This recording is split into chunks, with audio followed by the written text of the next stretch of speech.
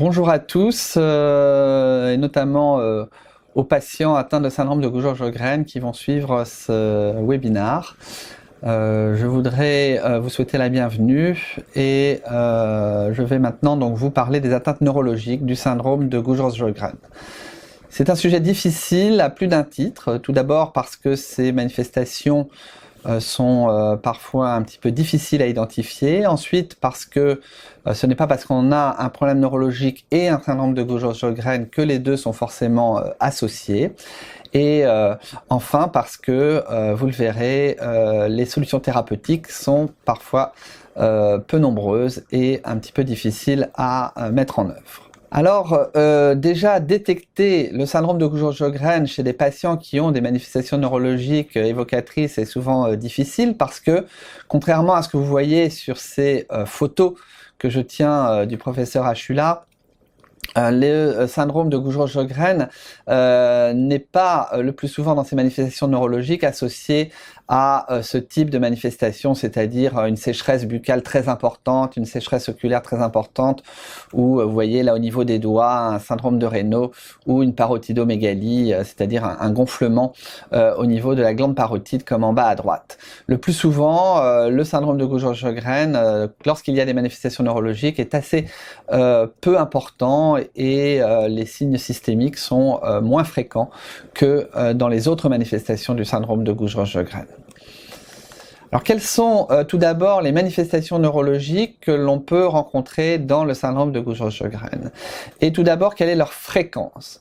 Dans les différentes études, cette fréquence est évaluée aux alentours de 20%, mais c'est très variable d'une étude à l'autre, selon que l'on va rechercher systématiquement ces manifestations neurologiques ou qu'on va simplement attendre la plainte du patient. Trois types de manifestations peuvent être observées dans le syndrome de Gujeau-Sjogren neurologique. La première, la plus fréquente, c'est les atteintes du système nerveux périphérique, c'est-à-dire du câblage. Et cela se manifeste essentiellement par des neuropathies qui sont souvent à prédominance sensitive, on y reviendra, avec parfois une perte de sensibilité ou au contraire une hypersensibilité avec des brûlures, des fourmillements et parfois également des problèmes d'équilibre. Un peu plus rarement, dans ces manifestations du système nerveux périphérique, on peut également observer une atteinte motrice qui est plutôt une difficulté à relever les pieds ou les mains. Deuxième type de manifestation possible, celle du système nerveux central. Le système nerveux central, c'est le cerveau, le nerf optique et la moelle épinière. C'est ce qui commande nos mouvements. Et donc ces atteintes du système nerveux central vont se décomposer aussi en plusieurs possibilités, parfois des atteintes plutôt inflammatoires comme on peut les voir dans la sclérose en plaques, parfois plutôt vasculaires comme on peut le voir dans les accidents vasculaires cérébraux, et selon l'atteinte bien sûr de ce système nerveux central, eh bien les signes cliniques vont être différents d'un patient à l'autre. Enfin, mais je ne m'attarderai pas trop là-dessus puisque finalement c'est souvent intégré aux atteintes du système nerveux périphérique.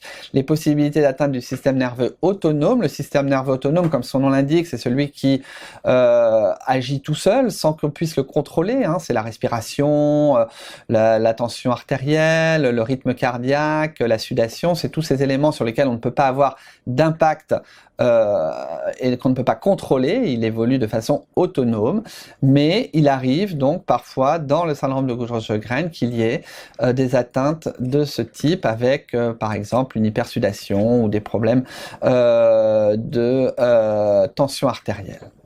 Alors la répartition de ces différents symptômes est assez variable et de ces différentes atteintes variable d'une étude à l'autre, mais quand même dans la plupart des cas on retrouve à peu près 2/3 d'atteinte du système nerveux périphérique, entre 2/3 et 3/4, et entre 1/4 et 1/3 d'atteinte du système nerveux central. Cela dépend bien sûr des services et du mode de recrutement des patients. Alors, pour commencer, on va parler du système nerveux périphérique, puisque c'est l'atteinte la plus fréquente. Donc je vous ai expliqué, c'est le câblage, c'est les nerfs dans leurs racines et leur tronc nerveux, donc nerfs des jambes, nerfs des mains et également, des bras, des mains et également les nerfs qu'on appelle les nerfs crâniens, c'est-à-dire qui s'occupe de l'oculomotricité, du goût, de l'odorat, du visage, de l'audition. Alors, ces atteintes du système nerveux périphérique sont de plusieurs ordres. Celle qui est peut-être la plus fréquente et la mieux connue, c'est ce qu'on appelle les mononévrites crâniennes, c'est-à-dire les atteintes d'un nerf crânien, notamment le trijumeau, qui est le nerf qui régit la sensibilité de la face. Et donc ça peut être soit une insensibilité, soit au contraire ce qu'on appelle une névralgie du trijumeau, c'est-à-dire une douleur très vive au niveau de la face, avec parfois ce qu'on appelle une zone gâchette, c'est-à-dire le déclenchement d'une douleur au toucher d'une région crânienne. L'audition, qui est en deuxième position, c'est-à-dire des surdités qui peuvent être brusques, unilatérales, et les paralysies faciales qui viennent en troisième. Deuxième grand chapitre, les polyneuropathies sensitives et motrices, c'est le schéma de droite en haut, qui montre que on va avoir une baisse de sensibilité des extrémités, souvent associée à des douleurs à type de fourmillement, d'hyperesthésie ou de brûlure. Et puis dernier point également assez fréquent dans le syndrome de Gaucher-Sjögren, c'est la neuronopathie sensitive. Ça, c'est une atteinte plus des ganglions rachidiens qui sont au niveau de la remontée des nerfs sensitifs et qui sont ce qu'on appelle ataxiantes, c'est-à-dire qu'elles entraînent des problèmes d'équilibre et de repérage dans l'espace avec une tendance à la chute et parfois à des tremblements qui ne sont pas des tremblements tels qu'on les voit dans la maladie de Parkinson, mais qui sont des tremblements liés à la mauvaise perception des membres dans l'espace. Alors la première chose qu'il faut également rechercher lorsqu'on a un soupçon de neuropathie, c'est également ce qu'on appelle les polyneuropathies des petites fibres, qui sont assez fréquentes dans le syndrome de Gaucher-Sjögren, également souvent au niveau des extrémités. Et donc là, on va avoir des désagréments, ce qu'on appelle des dysesthésies, une mauvaise perception de la sensibilité, des brûlures, des allodynies. L'allodynie, c'est une perception anormale d'un objet, d'un contact, par exemple comme le drap, typiquement, sur le pied et les mains. Mais le diagnostic de ces polyneuropathies des petites fibres est difficile parce que ce sont des petites fibres, comme leur nom l'indique, et que l'électromyogramme ne peut pas les détecter. Et donc, les moyens de faire le diagnostic, c'est essentiellement une technique d'électromyogramme qui s'appelle le réflexe cutané sympathique, mais qui n'est pas très très fiable, et la biopsie cutanée, que nous effectuons par exemple à Strasbourg, mais d'autres centres font d'autres examens, notamment comme le sudoscan, qui a pour but de voir un peu la sudation des patients au niveau des mains et des pieds. Et d'autres centres également, nous n'avons pas cela à Strasbourg, mais font des potentiels évoqués laser, c'est-à-dire qu'ils stimulent en périphérie avec de la chaleur et ils regardent la conduction nerveuse à ce niveau. Donc, polyneuropathie fréquente, mais difficile à authentifier.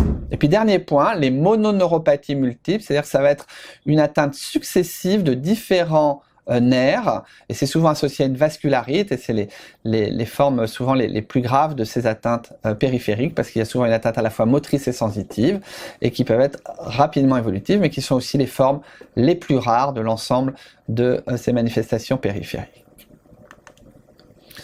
Alors, en premier, ce qu'on va faire quand on va évaluer la polyneuropathie, on va évaluer son intensité, le type de symptômes et quelle est la capacité ou l'incapacité fonctionnelle qui va être entraînée par cette neuropathie. Est-ce que le patient arrive normalement à marcher? Est-ce qu'il peut faire ses courses? Est-ce qu'il peut manipuler des objets?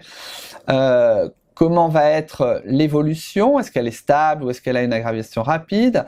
L'électromyogramme, comme je l'ai dit tout à l'heure, peut être très perturbé comme il peut être moins perturbé, notamment dans les neuropathies des petites fibres. Et puis aussi, dernier point, on va rechercher, en lien avec les internistes et les rhumatologues, si ce syndrome de Gaucher-Sjögren neurologique est associé à des atteintes plurisystémiques, c'est-à-dire par exemple pulmonaires, rhumatologiques ou autres.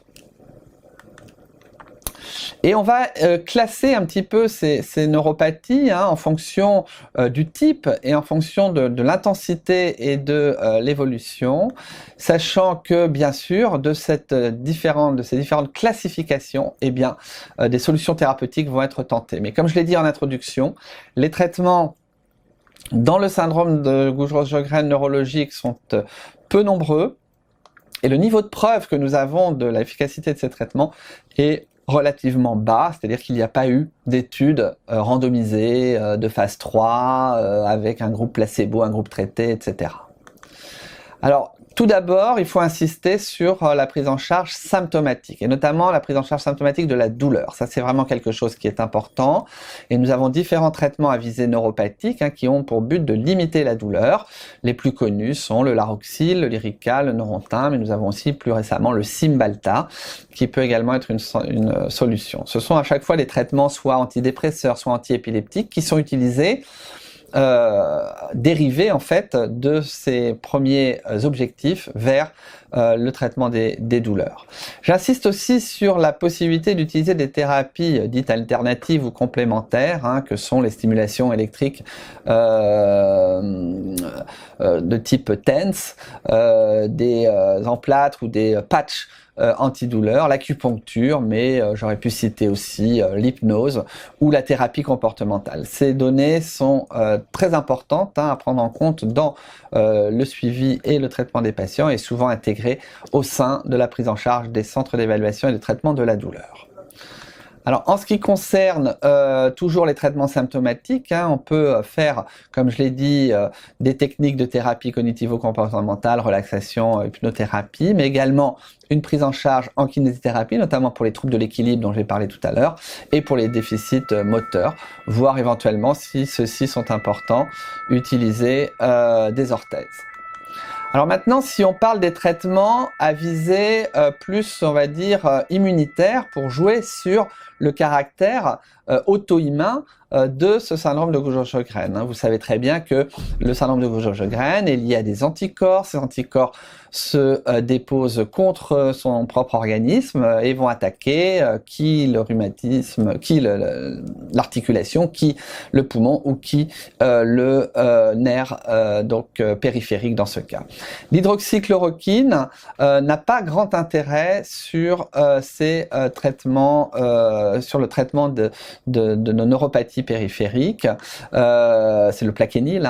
Il va avoir une action sur le côté inflammatoire, un peu sur le syndrome sec et la fatigue, mais pas directement sur la neuropathie. Et d'ailleurs, un travail effectué par mon ami et collègue Jacques-Éric Gothenberg qui n'a pas permis de confirmer l'effet, en tout cas, de l'hydroxychloroquine sur le syndrome de Gaucher-Sjögren en lui-même et sur l'atteinte neurologique.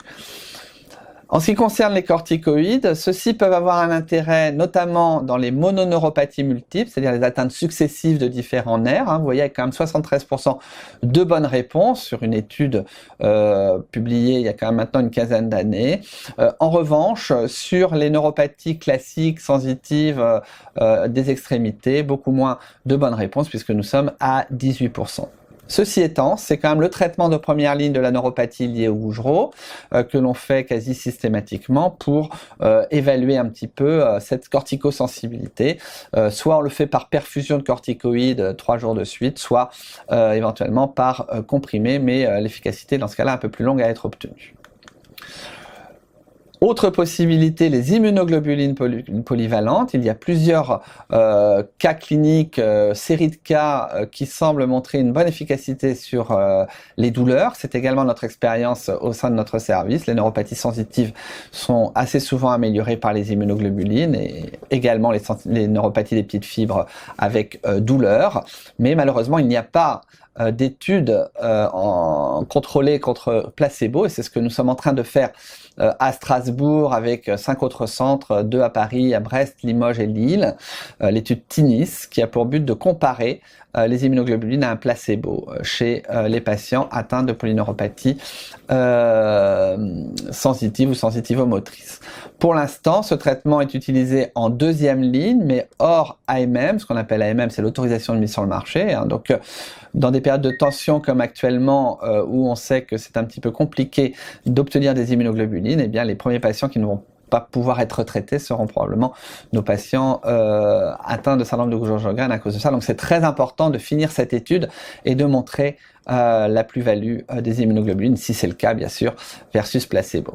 L'amélioration de l'état fonctionnel est observée dans 47% des patients dans une étude de Rist et collaborateurs en 2011, et c'est un petit peu également notre impression en routine clinique, entre 50 et 70% d'amélioration. Mais le problème des immunoglobulines, c'est que l'amélioration elle est transitoire, et il faut souvent refaire des immunoglobulines tous les 2 ou 3 mois.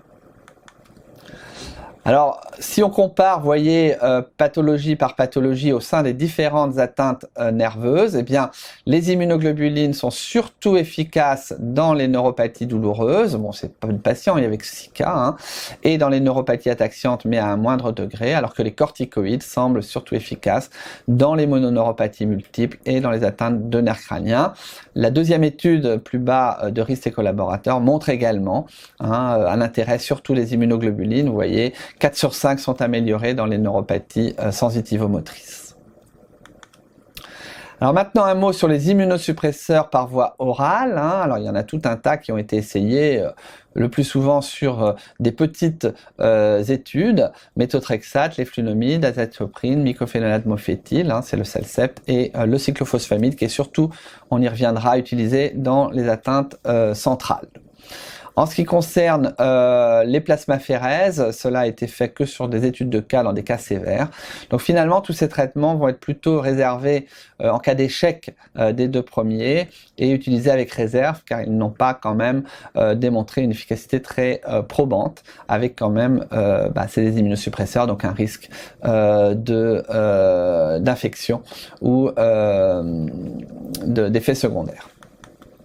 Dernier point, les biothérapies qui se sont beaucoup développées, notamment dans le domaine de la rhumatologie et de la neurologie ces dernières années. Les anti-TNF-alpha qui sont utilisés dans certains rhumatismes ne sont pas efficaces et sont même plutôt déconseillés parce que on sait qu'ils peuvent aggraver des atteintes potentiellement du système nerveux central. Le rituximab qui semble avoir une petite efficacité sur certains paramètres comme la fatigue et le flux salivaire, mais qui ne donne pas d'amélioration très nette dans les neuropathies. Il y a quand même, en cas de mononeuropathie multiple, la possibilité d'avoir une amélioration significative, et donc ce traitement va être utilisé, le rituximab, en 3e intention, quand il n'y a pas d'autres solutions avec les corticoïdes ou les immunoglobulines polyvalentes. Alors maintenant, plus rapidement, les atteintes du système nerveux central, puisque elles sont plus rares, elles vont être de plusieurs types, mais la question qui se pose finalement, c'est mythe ou réalité. J'ai mis ça comme ça un petit peu parce que beaucoup de personnes n'y croient pas. En fait, parce que beaucoup de choses ont été attribuées au syndrome de Gujeau-Sjogren, alors qu'on a le droit de faire un AVC et un syndrome de Gujeau-Sjogren, une sclérose en plaques et un syndrome de Gujeau-Sjogren, et souvent les atteintes centrales sont un petit peu décriées chez les neurologues notamment, qui disent non, finalement c'est une association fortuite. Donc il y a une polémique, est-ce que c'est une association fortuite, est-ce que c'est non fortuit mais avec 2 maladies auto-immunes, ou est-ce que c'est un syndrome sec au cours d'une pathologie neurologique? En tout cas, nous avons un certain nombre de patients qui ont des tableaux qui pourraient ressembler de loin à une sclérose en plaques mais qui n'en sont pas, ou des tableaux d'AVC chez des sujets jeunes qui n'auraient pas l'âge de faire des AVC et que l'on attribue à ce syndrome de Gujeau-Sjogren. Alors, j'ai listé ici les atteintes les plus fréquentes liées au système nerveux central, les myélites aigus, c'est une atteinte inflammatoire de la moelle épinière, souvent associée à ce qu'on appelle une neuromyélite optique, c'est-à-dire une atteinte de la moelle et des yeux. Il peut y avoir des myélites chroniques, c'est plus rare, mais qui ressemblent à des scléroses en plaques progressives, des néphrites optiques, qui correspondent donc à une baisse de la vue transitoire pendant quelques jours, voire quelques semaines, Et puis de découvertes un peu plus récentes, mais qui semblent être une entité également à part, des tableaux d'encéphalite subaigus généralement. C'est pas brutal, mais c'est pas non plus chronique. C'est des patients qui ont des gros troubles de mémoire tout d'un coup, parfois du comportement, et que l'on attribue au syndrome de Gauche-Roche-Sjögren. Alors la thérapeutique de ces atteintes du système nerveux central, repose essentiellement sur les corticoïdes qui semblent efficaces à peu près dans un cas sur deux, notamment en cas d'atteinte de la moelle épinière et de type sclérose en plaques. Le cyclophosphamide qui est l'endoxan qui semble très efficace sur les atteintes médulaires aiguës et qu'on utilise donc encore volontiers. Parfois, on propose aussi le rituximab et parfois les immunoglobulines, notamment dans les encéphalites. Mais encore une fois, dans tous ces traitements, à chaque fois, il n'y a pas de médecine basée par l'épreuve et il n'y a donc pas d'études vraiment randomisées. Là aussi, il y aurait de la place pour des études contrôlées. Alors en conclusion, je voulais vous dire que donc ces atteintes neurologiques du syndrome de Gauche-Sjögren sont relativement rares, mais correspondent quand même à 20% des cas de syndrome de Gauche-Sjögren, qui n'est pas une maladie rare. Le plus souvent, il s'agit de neuropathies, mais qui sont parfois difficiles à diagnostiquer, notamment les neuropathies des petites fibres. J'insiste une nouvelle fois sur le fait qu'il n'y a pas de traitement avec des AMM, donc on marche un peu sur des œufs au niveau des traitements, mais qu'il ne faut pas oublier le traitement symptomatique, la prise en charge physique avec la kiné, etc. et le traitement de la cause avec les immunothérapies.